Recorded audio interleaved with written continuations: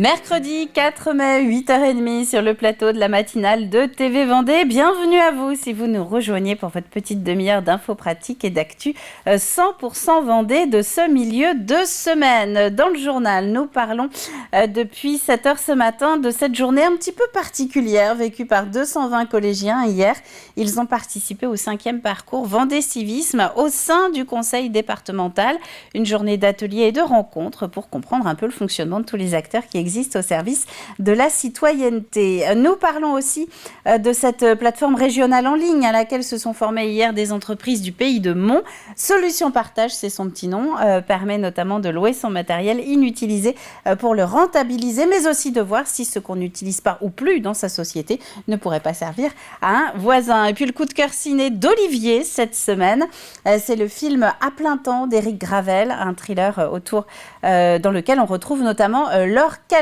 Mais avant de développer tout ceci, un petit mot de météo pour faire un dernier point sur la manière de s'habiller aujourd'hui. Vous pouvez privilégier le t-shirt et le petit pull au gros anorak puisqu'il va faire plutôt beau aujourd'hui en Vendée. Toujours de très belles éclaircies, notamment sur le littoral. Si vous êtes sur la frange est du territoire, profitez-en ce matin pour sortir car ça va changer cet après-midi. Transition, regardez la carte de l'après-midi. Vous allez vite comprendre pourquoi je vous dis ça. Le soleil de ce matin va être caché par de très possibles ondées sur donc cette frange est de la Vendée avec un ciel donc un peu plus humide que sur le littoral qui lui va encore bénéficier de très belles éclaircies. Côté température, c'est quand même doux pour tout le monde là pour le coup, vous le voyez, 20 dans les terres et 18 sur le littoral. Passons à nos marées du jour avec les horaires de ce mercredi. La mer, elle est en train de baisser. Oui, vous avez bien noté. Son point le plus bas, ce sera 13h37 en tout début d'après-midi, donc, ou sur la pause méridienne, tout dépend de l'heure à laquelle vous déjeunez. La prochaine pleine mer, elle, ce sera 19h23. Et faites attention aux coefficients, vous allez voir, on est à la bascule, on vous le dit régulièrement, comme tous les 15 jours en fait, entre les vives eaux et les mortes eaux, puisque 70, qui est le coefficient de cet après-midi, eh bien c'est le coefficient qui est retenu comme valeur moyenne, voilà, pour parler de fort ou de faible coefficient. On passe à la carte des marchés de ce mercredi. Merci Antoine, avec donc les rendez-vous qui s'affichent progressivement pour les marchés de ce milieu de semaine. Vous pouvez aller, comme tous les mercredis, par exemple à Palluau ou à Barbâtre sur Noirmoutier, encore les Sables d'Olonne sur le littoral. Et puisque nous sommes le premier mercredi du mois, s'ajoutent les rendez-vous de l'Herbergement et de Tresseptier. En ce mercredi 4 mai, nous souhaitons une bonne fête aux Sylvain, c'est la journée internationale des pompiers et la journée internationale des fans de Star Wars également. Oui, c'était bien précisé. Le soleil s'est levé à 7h moins le quart tout à l'heure et il se couchera ce soir à 21h19, ce qui nous fait gagner 2 minutes de soleil par rapport à hier. On passe maintenant au journal.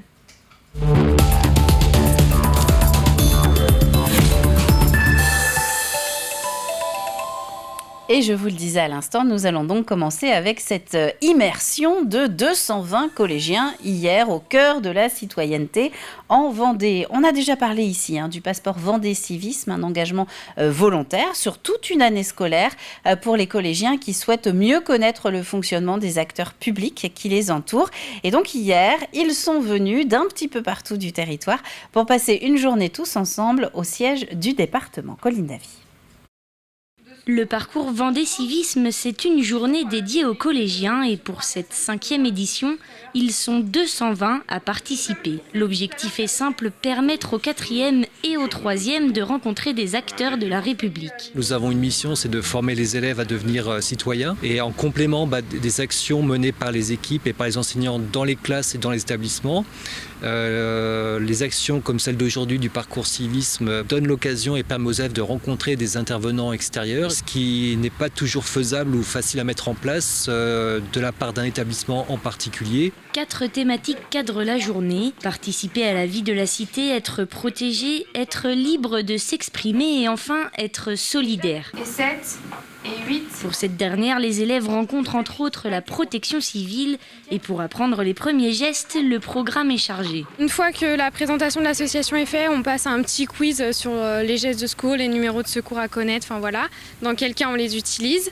Et après, on passe sur une activité, la découverte du massage cardiaque, sur des mannequins connectés. Et puis à la fin, on vient découvrir du coup un véhicule de secours. Une découverte qui permet à chaque élève de rencontrer les acteurs qui les entourent et de comprendre leur rôle. Vous avez retrouvé 2 sacs, c'est les sacs type de ce qu'on peut utiliser. Ça rend les choses beaucoup plus concrètes pour les enfants que d'être dans une salle de classe et puis de leur expliquer ça simplement avec quelques mots, quoi. C'est le but que ça fasse sens et puis que ça les fasse un petit peu réfléchir et qu'ils se rendent compte que voilà, ils sont des élèves mais aussi des citoyens et qu'autour d'eux il y a des tas de gens qui se décarcassent pour faciliter et rendre leur vie plus belle, quoi. Cette journée s'inscrit dans un plan plus large de sensibilisation aux valeurs de citoyenneté. À ce titre, 150 jeunes recevront leur passeport Vendée Civisme en fin d'année scolaire. Aux herbiers à présent, un moment symbolique, c'était lundi après-midi. La ville a remis les clés d'un logement qu'elle réserve exclusivement aux élèves internes. Les futurs médecins qui viennent faire leur stage aux herbiers ont ainsi la possibilité d'être logés quasiment gratuitement en colocation en plein centre-ville. L'idée, c'est évidemment d'essayer d'attirer le plus rapidement possible la relève médicale dans un contexte de pénurie de médecins endémique.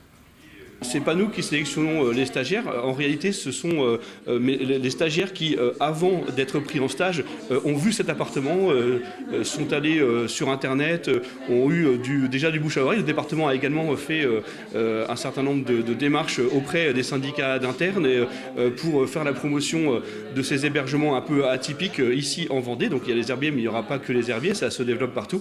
Et donc ça crée une force d'attraction, une force d'attractivité. Et puis les internes, du coup, sélectionnent aussi leur médecin généraliste, leur maître de stage en fonction de ça. Une autre initiative, celle du Pays de Mont. Hier, elle proposait aux entreprises de son territoire de découvrir la plateforme Solutions Partage, un outil en ligne pour mettre en relation les professionnels qui souhaitent notamment louer une partie de leur matériel inutilisé pour le rentabiliser à d'autres entreprises à proximité qui pourraient en avoir besoin. Pierre Dalicieux.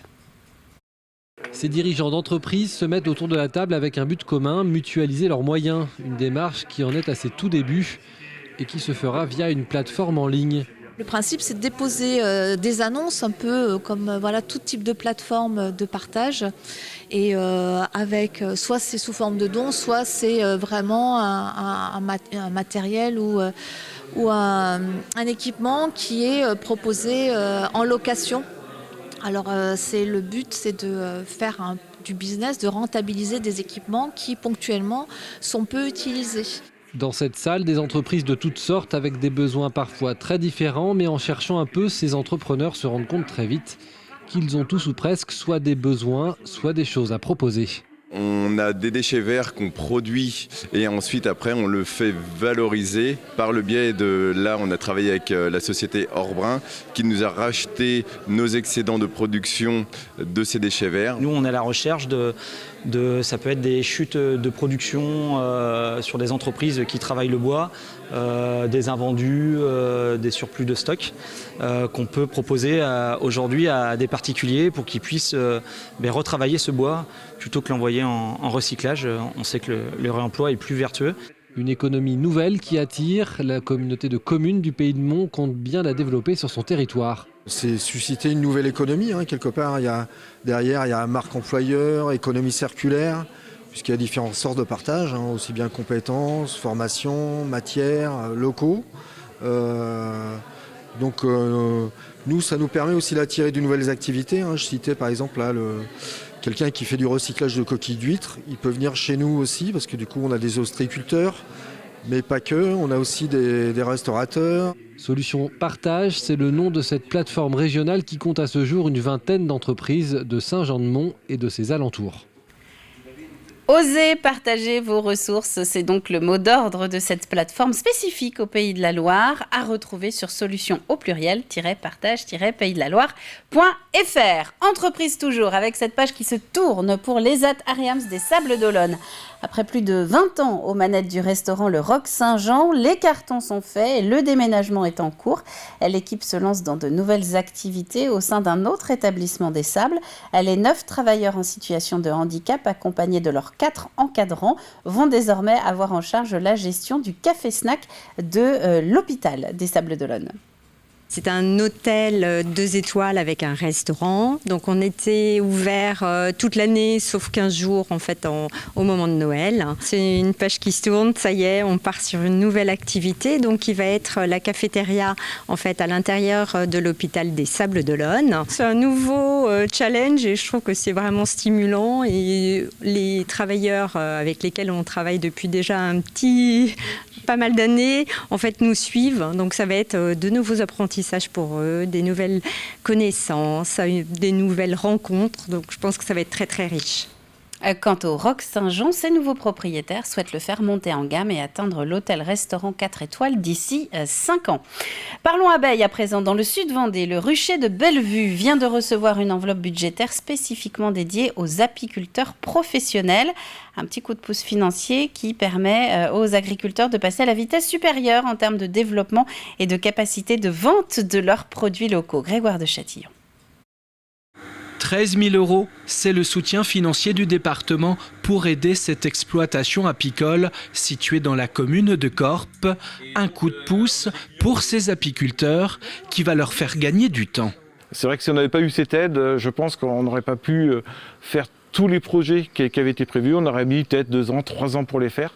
Et là, ça nous a permis vraiment de tout réaliser en une seule fois. Une aide précieuse à la fois dans l'aménagement des bâtiments, mais aussi dans l'investissement du matériel. Grâce à l'aide, on a pu s'équiper en machines qui nous manquaient. Donc on a pu s'équiper de pompes pour aspirer le miel, pour envoyer le miel dans les fûts directement. On a pu s'équiper d'un bac pour mélanger miel et cire. Ce sont ainsi une 50aine d'exploitations apicoles aidées par le conseil départemental de la Vendée. C'est une enveloppe de près de 500 000 € qui a été attribuée par le département à ces différentes structures sur notre territoire et qui permettent vraiment de structurer une filière, d'apporter aussi ce côté naturel, de venir compléter nos actions de biodiversité. On ne peut pas s'imaginer autre chose que faire du produit avec nos abeilles, avec une cohérence avec notre agriculture. C'est un peu moins connu que la géroïade. Oui, c'est ça, oui. Développer les circuits courts, apporter une perspective d'avenir à la filière apicole vendéenne pour une production locale de qualité. Et maintenant ? Dans les foulées de maintenant. Et nous allons terminer avec les foulées du Goua, un rendez-vous toujours très impressionnant qui n'a pas vraiment d'équivalent en Europe, il faut bien reconnaître. La course contre la marée montante entre l'île de Noirmoutier et le continent est réservée à 200 sportifs français et internationaux plutôt aguerris. Elle mobilise 250 bénévoles et après 2 ans d'absence, elle est donc elle aussi de retour cette année. On sent les bénévoles mobilisés, prêts, ils sont même impatients de se retrouver, même s'il y a des tâches difficiles cette journée-là, comme lorsqu'on est au parking, lorsqu'on est à la restauration, en fait on ne voit pas grand-chose des foulées du Goua. Mais voilà, ils sont contents de se retrouver, on est content de les retrouver évidemment en équipe pour passer cette belle journée tous ensemble. On aura entre autres nouveautés cette année un fort coefficient de marée pour les courses dans l'eau. Savoir un coefficient de 71, donc on n'a jamais eu ces coefficients pour les foulées du Goua. Et oui, un coefficient relativement faible. La course va donc se faire en grande partie les pieds mouillés. Les inscriptions se font en ligne ou par courrier avant le 9 juin, soit 10 jours avant le rendez-vous. On va passer maintenant aux prévisions météo avec Fanny et puis on se retrouve juste après pour la suite des chroniques de ce mercredi. La Bocken, constructeur de maisons individuelles en Vendée, vous présente la météo. Bonjour à toutes et à tous, c'est une belle semaine qui s'annonce avec une série de journées ensoleillées, parfois voilées et un mercure qui grimpe petit à petit. Ce mercredi 4 mai, le ciel se partage, soleil et nuages. Le voile s'intensifie notamment le long du littoral. Concernant le mercure, eh bien, il est stable et doux. On compte 10 degrés sur la quasi-totalité du département, hormis Fontenay-le-Comte, La Tranche-sur-Mer ou encore Noirmoutier qui obtiennent 11 degrés et comptez 12 degrés sur l'île-Dieu. Dans l'après-midi, le ciel se voile progressivement avec un petit risque de gouttes isolées en soirée, rien de bien méchant. Le mercure affiche une moyenne de 14 degrés sur les îles vendéennes, 16 à 17 degrés pour le bord de mer, 17 degrés également à la Châtaigneraie et 19 partout ailleurs dans les terres. Zoom sur les prévisions des 3 prochains jours. Jeudi, le temps reste variable avec de belles éclaircies par moment. Le thermomètre affiche de 8 à 12 degrés en matinée et de 14 à 19 degrés pour l'après-midi. Vendredi, c'est plus lumineux. Le soleil brille, mais le voile nuageux résiste tout de même. Les températures sont comprises entre 9 et 20 degrés. Et puis samedi, le temps devient plus nuageux, pouvant donner quelques faibles averses sur le sud du département ainsi que sur le littoral. Le mercure grimpe au réveil avec un minimum de 11 degrés et comptez 19 au meilleur de la journée. Retour au mercredi 4 mai, très belle fête à tous les Sylvains. Le soleil nous honore de sa présence à partir de 6h45. Il nous quitte à 21h19. La mer est belle avec des coefficients de marée descendantes, 74 et 70. Merci à vous de nous avoir suivis. On se retrouve très vite pour un nouveau bulletin météo. À bientôt sur TV Vendée.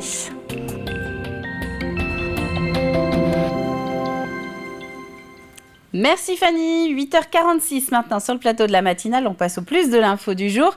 Un plus info qui s'intéresse à l'ancienne clinique des Sables d'Olonne. Les bâtiments ont été démolis il y a quelques semaines maintenant pour laisser place à un nouveau projet de nouveaux logements, notamment sur une friche abandonnée depuis longtemps.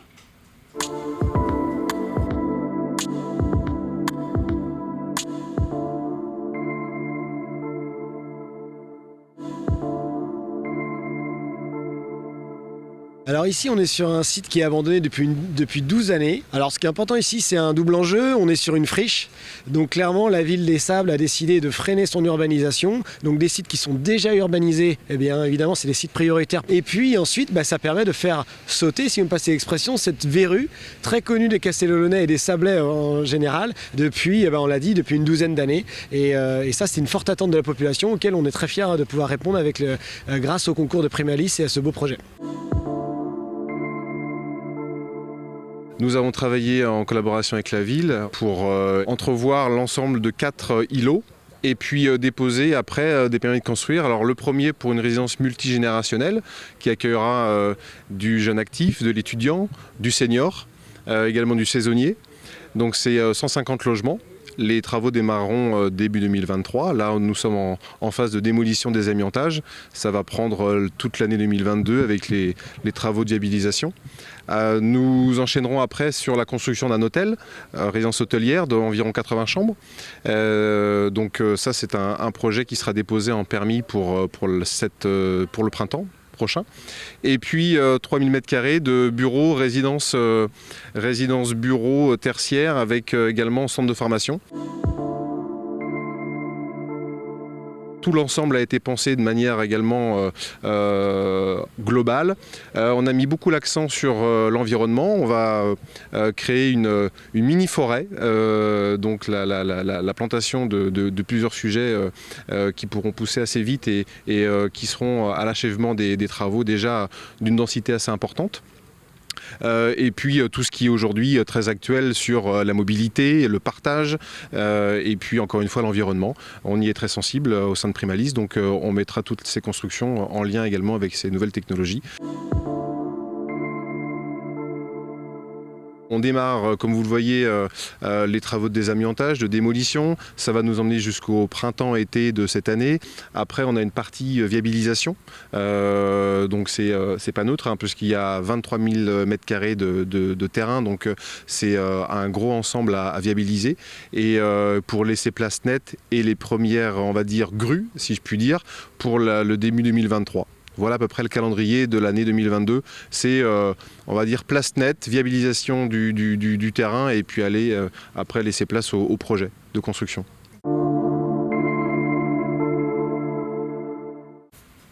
Et donc, vous l'avez entendu, cette démolition doit se terminer au début de l'été. Les constructions, elles, commenceront au premier semestre 2023. On va partir maintenant au ciné.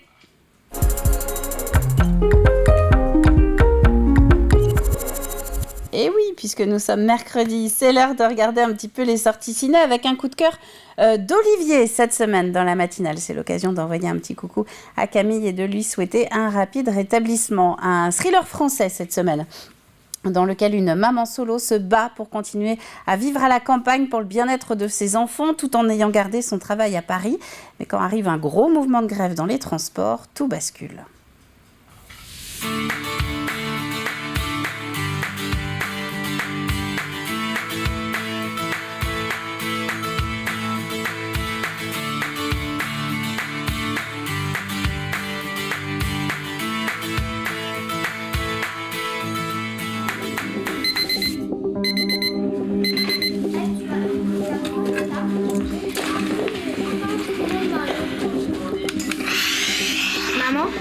Ouais. Tu connais le jardin d'acclimatation? Ouais. On pourra y aller un jour? Écoute, on verra. La circulation vers Paris est interrompue. Nous invitons à utiliser un itinéraire de substitution. Vous allez manifester aujourd'hui? J'aimerais bien, mais là j'avoue que je m'intéresse plus aux grèves pour y faire face que pour y participer. Je dois aller tous les jours à Paris. C'est dur ça.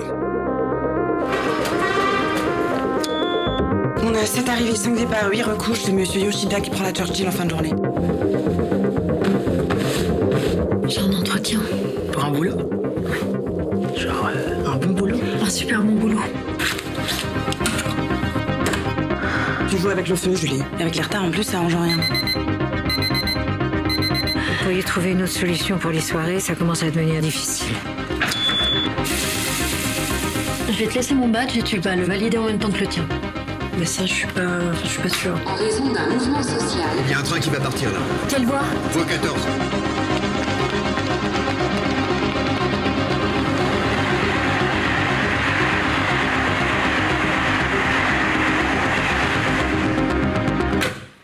Jeanne Delacroix. Julie Roy, enchantée. Merci de vous être déplacée malgré les grèves. Ça vous inquiète pas de reprendre le travail après une aussi longue pause? Ah non.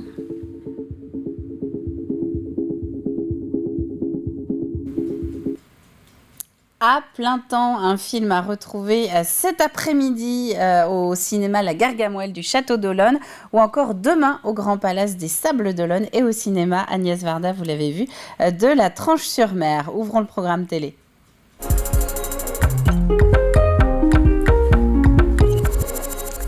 Et sur TV Vendée, aujourd'hui, notre extrait du jour, c'est Régis Bossard et son conseil de famille, une émission qui s'intéresse cette semaine à la mission de soutien à la parentalité de la CAF de la Vendée. Oui, en effet, la CAF de la Vendée sont des organismes privés qui assurent une mission de service public.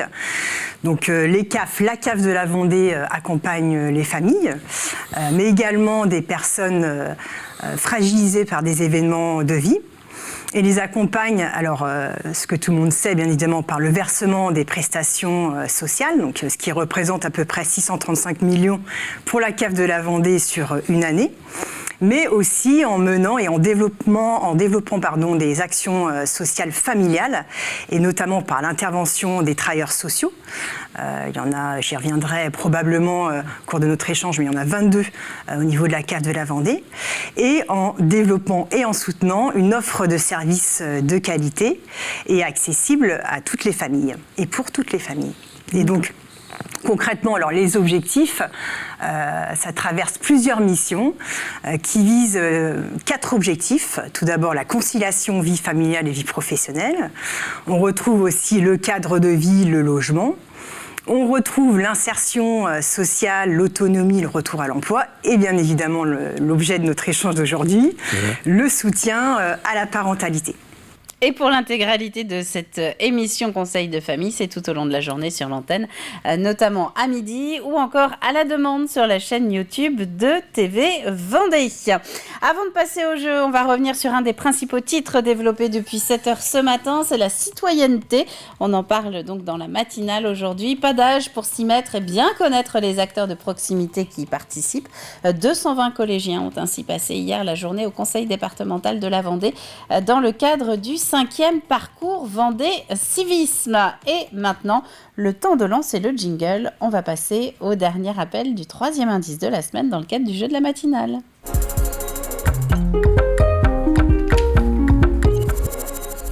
Nous allons partir dans le nord-ouest vendéen pour la question de la semaine. C'est un indice supplémentaire. Regardez ces images. À votre avis, comment s'appelle ce geste auquel était en train de se former la semaine dernière ces quelques touristes sur un site bien connu, donc touristique de protection du patrimoine vendéen? Comment s'appelle ce geste-là? Voilà, indice du jour, autant aller au plus court. Et hier, on vous disait indispensable pour garder les pieds au sec. Effectivement, vous avez compris le principe. À la clé, il y aura 4 places réparties entre 2 gagnants, 2 bonnes réponses. 4 places donc pour aller assister au spectacle d'Arnaud Ducré du 24 mai à la Longère de Beaupuy, spectacle Calmia Productions. Vous avez jusqu'à vendredi midi pour envoyer votre réponse sur tvvendée.fr. C'est la fin de cette matinale. On va maintenant se retrouver demain matin en direct dès 7h pour un nouveau point sur l'actualité de votre journée. On sera jeudi déjà. D'ici là, passez une très bonne journée sous le soleil pour tout le monde, dans la douceur également. Et donc, à demain!